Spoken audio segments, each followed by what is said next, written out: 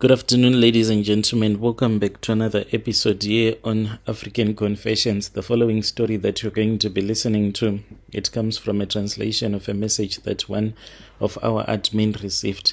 The translation reads like this: I really do not talk about it often, but when I do, the same feeling comes back to me. The feeling of something that is really demonic, evil, and satanic. Something that was watching me. It all started when I was a kid, even though it is still affecting me to this very day. It is very true if you ever have any spiritual encounter, the way that you pray, it will be different from someone who has never had a spiritual encounter. So when we were growing up, we would hear stories about the Tokoloshes, and my grandmother would say, do not go outside at night. You might call the wrong spirit to you. But I was young and did not even understand, and I never believed it. I only thought that maybe she was scaring us, because she even used to tell us that, you see, this person in the village, she will be pointing at them, saying that she is a witch. This one, she is a witch. It then happened one night when I was staying with my auntie and my cousins in another village. The night there, it was different when it happened. I could not fall asleep. There was this other strange feeling that I had, as if there was something that was calling me towards the backyard, like something calling out to me. I remember slipping out the back door, not really sure why, just knowing that I had to go there. As I stood there, I saw a shadow by the water tank. At first, I thought that it was one of those village stray dogs that sometimes used to wander around in the village. But as my eyes adjusted properly to the darkness, I realized that it was not a dog. No, it was a little human-like creature. It had a very big, oversized head, truly evil and evil to look at. It was demonic. It was unnatural, like something half-formed, pulled from a nightmare. My body froze and I was paralyzed, and I felt even my heart as it was pounding so loudly in my chest, and I thought that it was going to hear me. And indeed it did. It looked at me. Those eyes, when it looked at me, the eyes were like fire. They kept on looking at me, and I really felt fear running through my blood, like it could read that I was very fearful. I could not move. I just stood there. I kept on looking at that creature. My auntie, I think that she sensed something, because she came outside and she saw me standing there, frozen in terror. When she pulled me inside, she did not even say a word, but her face told me everything. She knew that I had seen. When I wanted to tell her what I had seen, she just remained quiet, and she looked at me with those eyes that were like, do not say anything, for I know. The next morning, that was when my auntie said that we were going to have a visitor, which was a Sangoma. This Sangoma came. I remember watching him walk around the house, sprinkling umuti on the doorways, muttering words that I did not even understand. He had this distant, concerned look, like he could sense something was still wrong. He turned to me and said, did you see it? You have seen it, child. That shadow, the demon, has seen you, and it won't end there. You have seen a Tokoloshe with your eyes. Then we need to do a ceremony for you to be cleansed, otherwise it will affect you for the rest of your life. I did not understand then, but his words stayed with me. I wanted to believe that the ritual was going to make it go away, that I would be safe.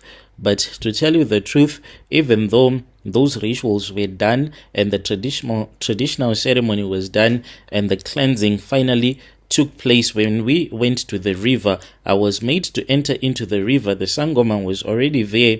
Then the Sangoma started to cleanse me with the water from the river, saying that he was freeing me from the spirit of the Tokoloshe. After that night, I can say that life returned back to normal. Only when I was in university, that was when I started to have nightmares to this very day. people of God, I want you to pray for me, for I do not know what kind of a life is this. Usually, when I am busy working, sometimes I can go and be on the couch whilst my wife will be in bed working on my laptop. But I am having issues here.